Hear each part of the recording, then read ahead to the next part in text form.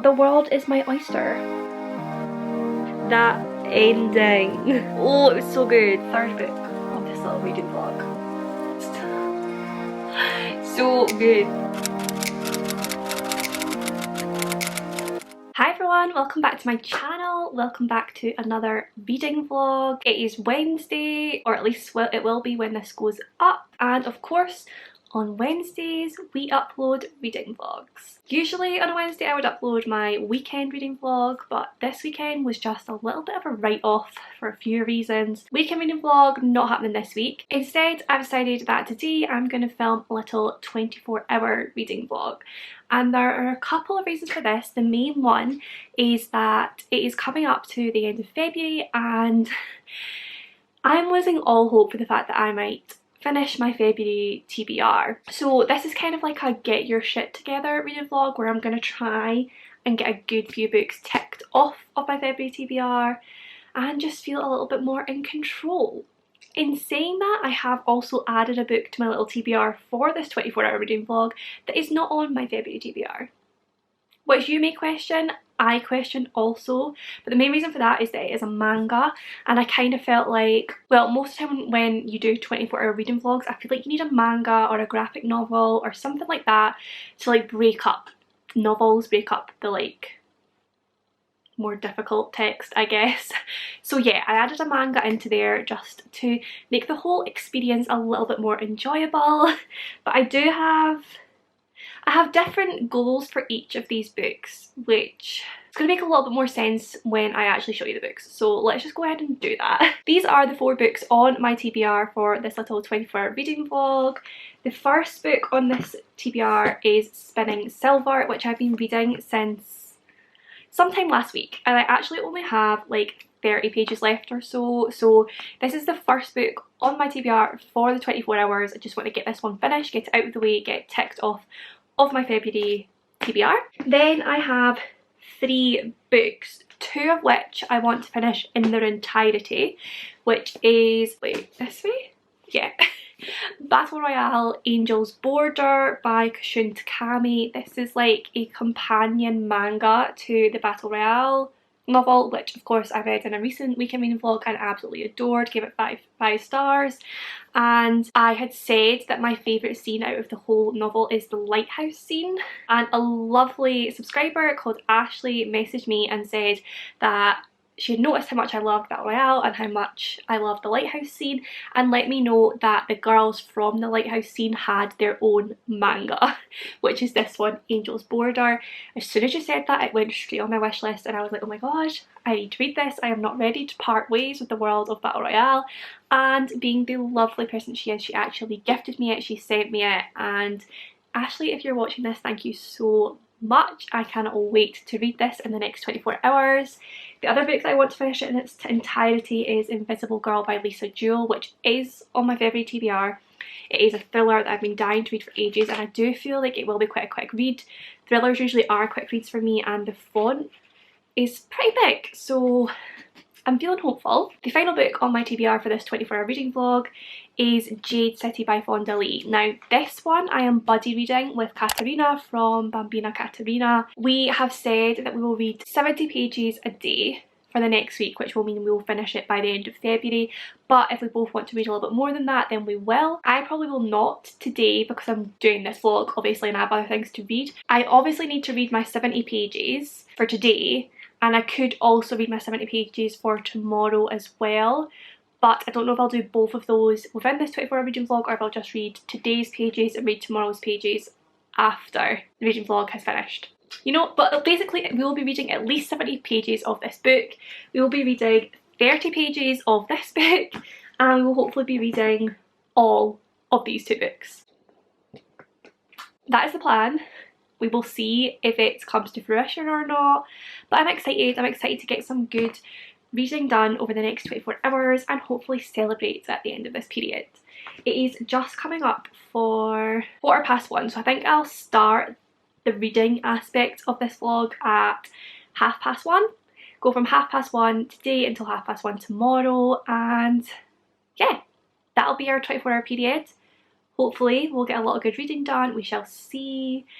But yeah, I'm going to start at 1:30, and hopefully get this one done and dusted. Okay, it's just after 1:30, so it's time to get my first read of this little 24-hour reading vlog done. Okay, so I have just finished my first book of this little 24-hour reading vlog. Like I said, I only had like 30 pages or so to go, so it didn't take me very long at all.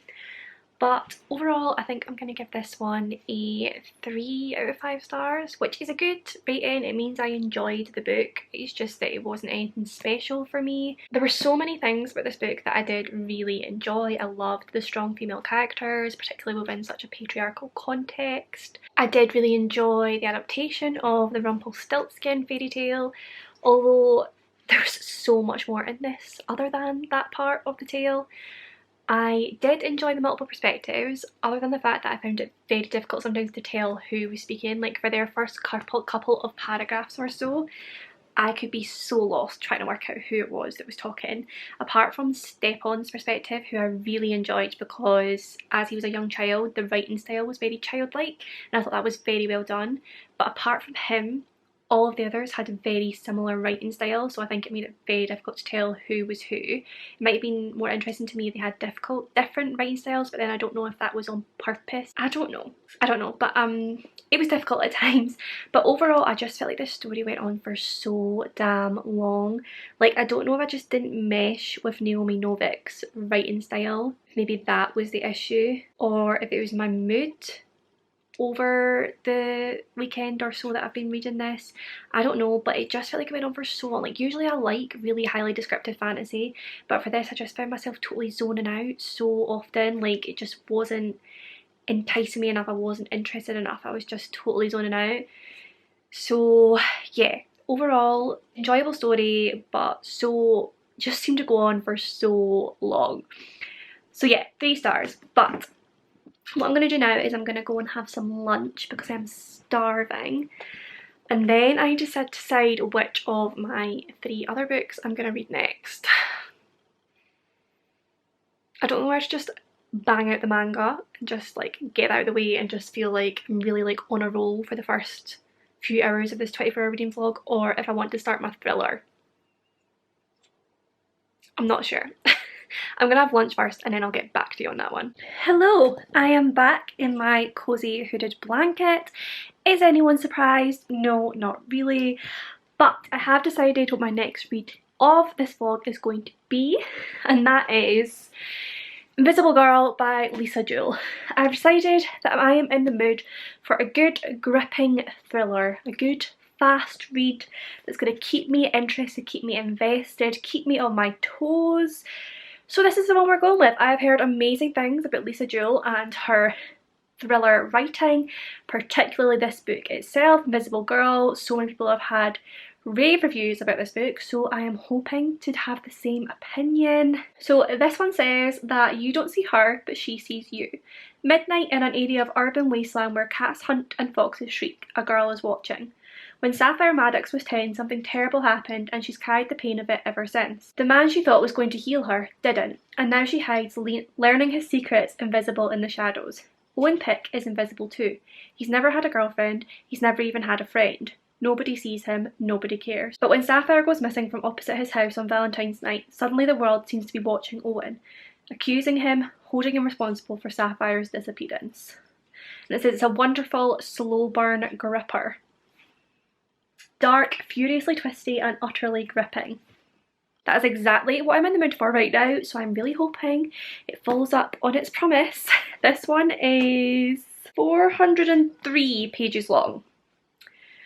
So you might say that's kind of on the longer side for a 24-hour readathon type thing, but like I said, the writing's quite big. It is a thriller, so it should be quite fast paced. So yeah, I have high hopes that I will finish this today. I don't know if I'll maybe like take a break from it at some point and read the manga then come back to it. I don't know, the world is my oyster for this 24-hour period. So yeah, for now, I'm going to cozy up and I'm going to get a head start on this one.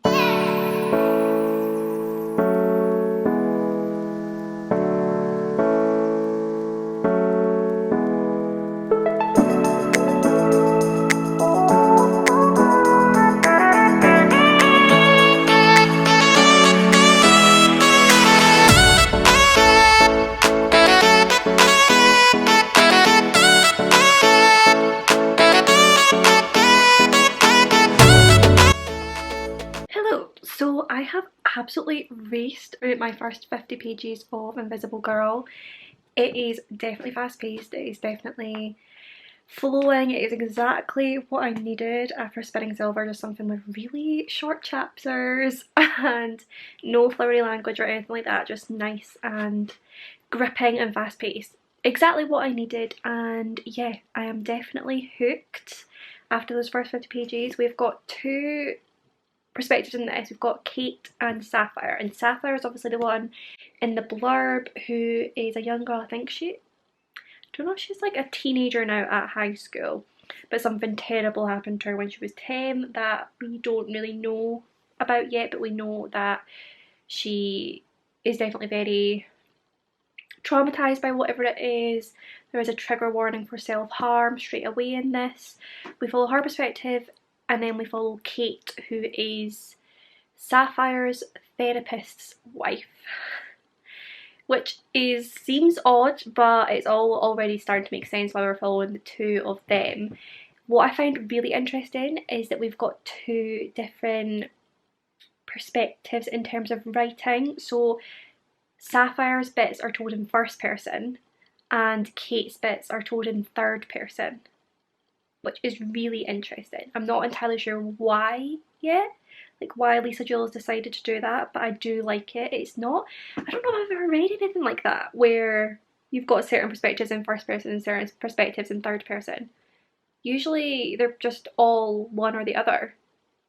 Because when I first started reading it, I was like, wait, have I read that wrong? But no. Sapphires are in first person and Kate's are in third person. So that's very, very interesting. We've already got some paranoia, some tension. There is tales of sex attacks within the town that they live in that seem to be getting very close to home.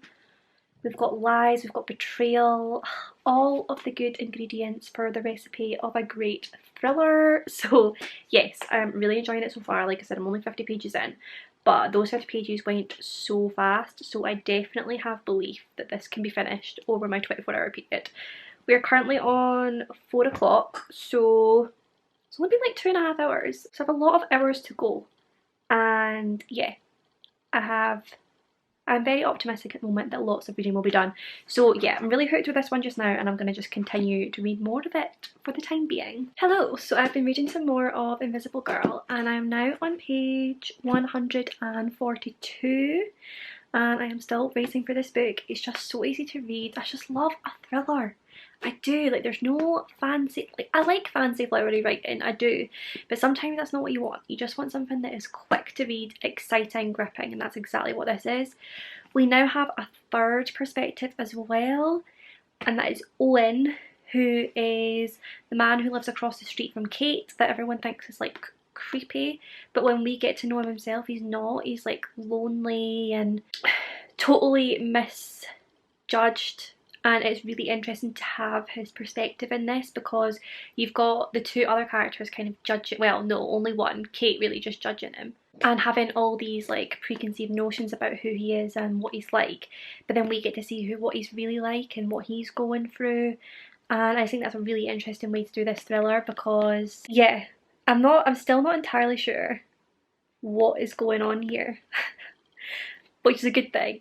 There's still so much more to come in this book, obviously. I'm not even halfway through it yet, but it is all, there are so many questions, there are so many little threads being opened up in this, and I am just so excited to continue reading. Like, I love a book like that where you're reading it and you just don't want to put it down. Like, you're just so excited to continue reading it. I'm really enjoying it so far. I do, like I said, I love a thriller, and so far this one is written so well, so I really hope it continues that way. Also, Owen is third perspective as well, so we've got Kate in third perspective, Owen in third person perspective, and Sapphire in first person, which is still again really interesting. So I'm now just waiting on Steph from Steph Loves Patreon sprint starting. I'm just going to tune in with those and hopefully get a lot more reading done tonight. I'm looking at all the books surrounding me, and you know when you hit that point in your 24-hour readathon and you're thinking, am I capable of achieving what I thought I might achieve? I'm having that moment of doubt right now, but no, There are still many hours to go and much more reading to be done.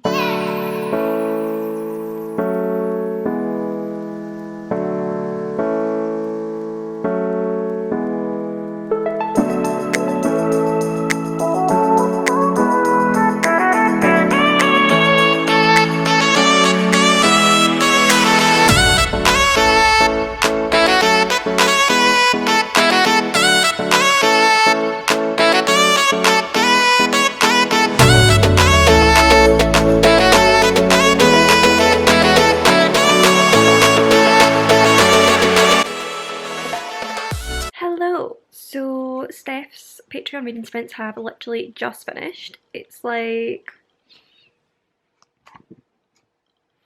11:30 and I have about 75 pages left of Invisible Girl. So I am determined. I just realised the lighting's really weird here. Is that a bit better? Maybe. Yeah, I am determined to finish this tonight. I'm hopefully just going to sit here and bang out the last 75 pages, get that done, and then probably go to bed and continue my reading tomorrow morning. I've got till 1:30 in the afternoon, so I've got plenty of time to get more reading done. But yeah, I am loving this. It is so twisty and it totally messes with your head. Like, we've got one narrator who is an unreliable narrator due to alcohol. We've got one narrator who is completely in the dark about everything that's going on, but is very suspicious of things and trying to like piece her ideas together of what is going on. And we've got another narrator who is like behind the timeline. Basically, Sapphire is the girl that goes missing, so we follow her from like behind the timeline and as she works her way up to get to the point where obviously she goes missing.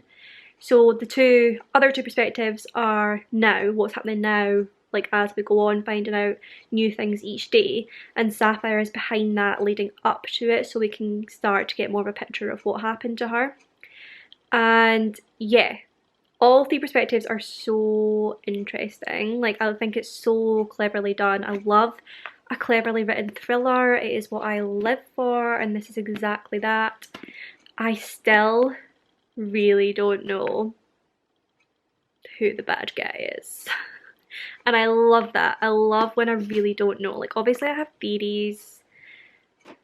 Although I'm not even sure if I have theories with this one. Like, I'm really, really in the dark.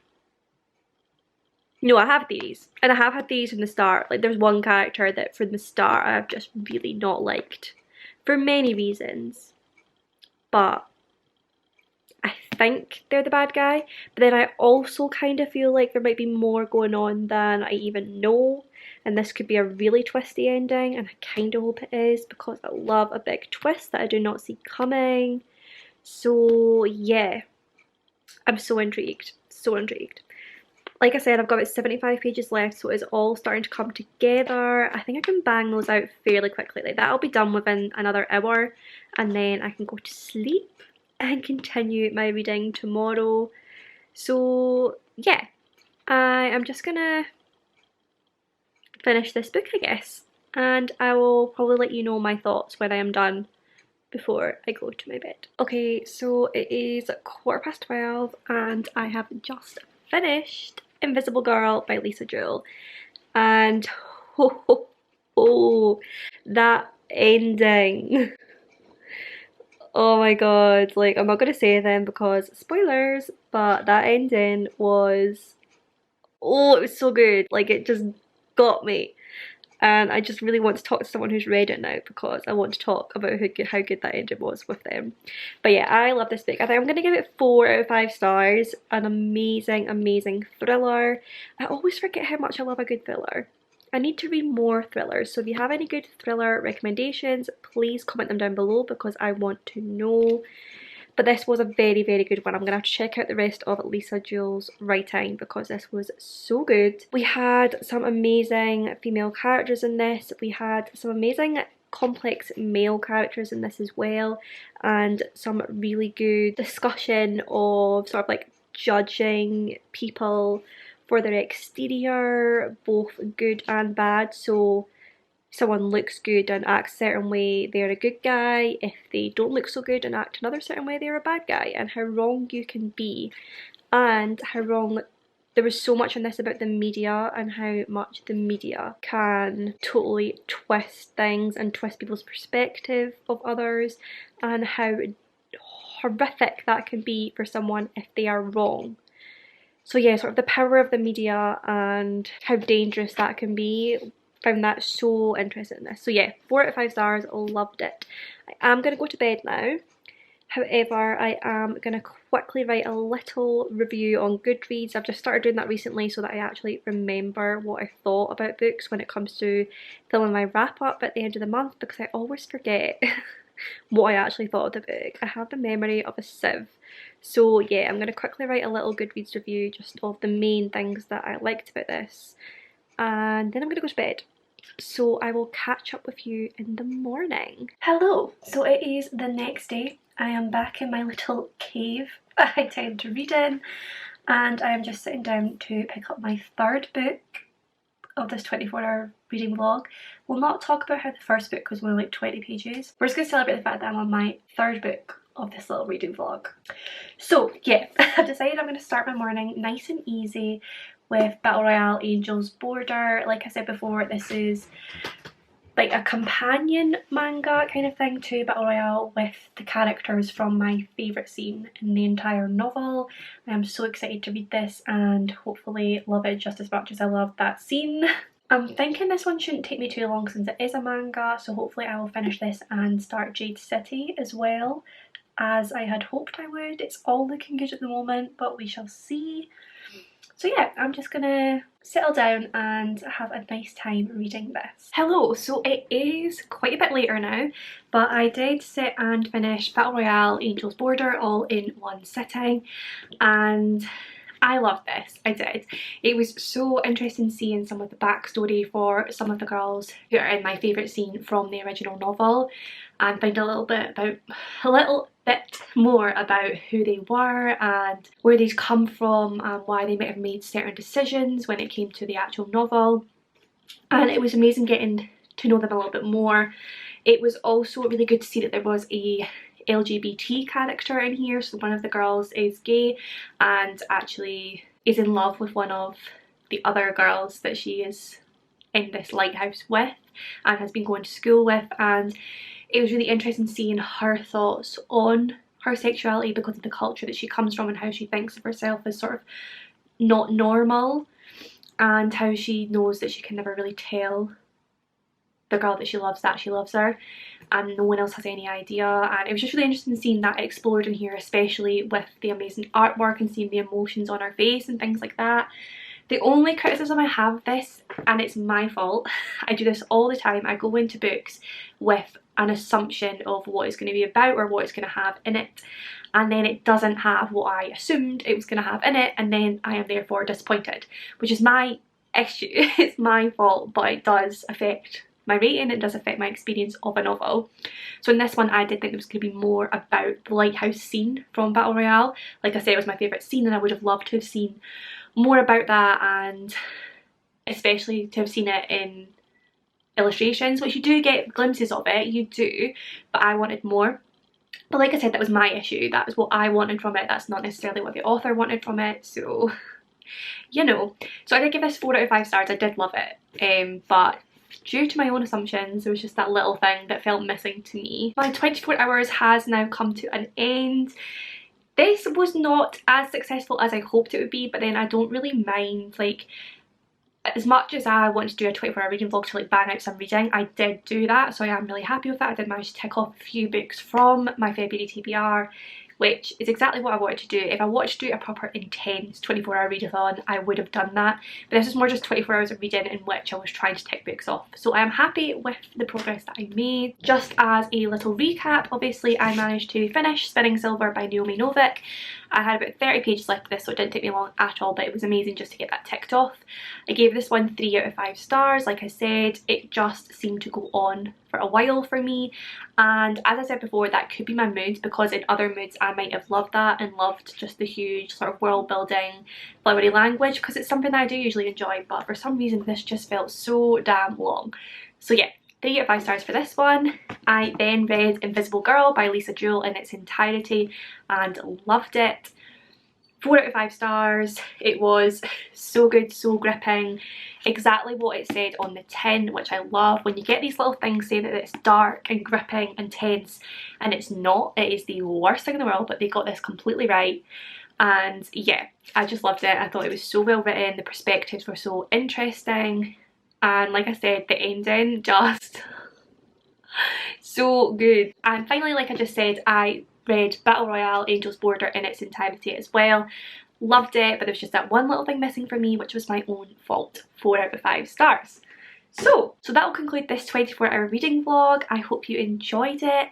If you did, as always, do please give it a big thumbs up, subscribe for more bookish content from me, comment down below with any of your thoughts and feelings, and I will see you in my next one.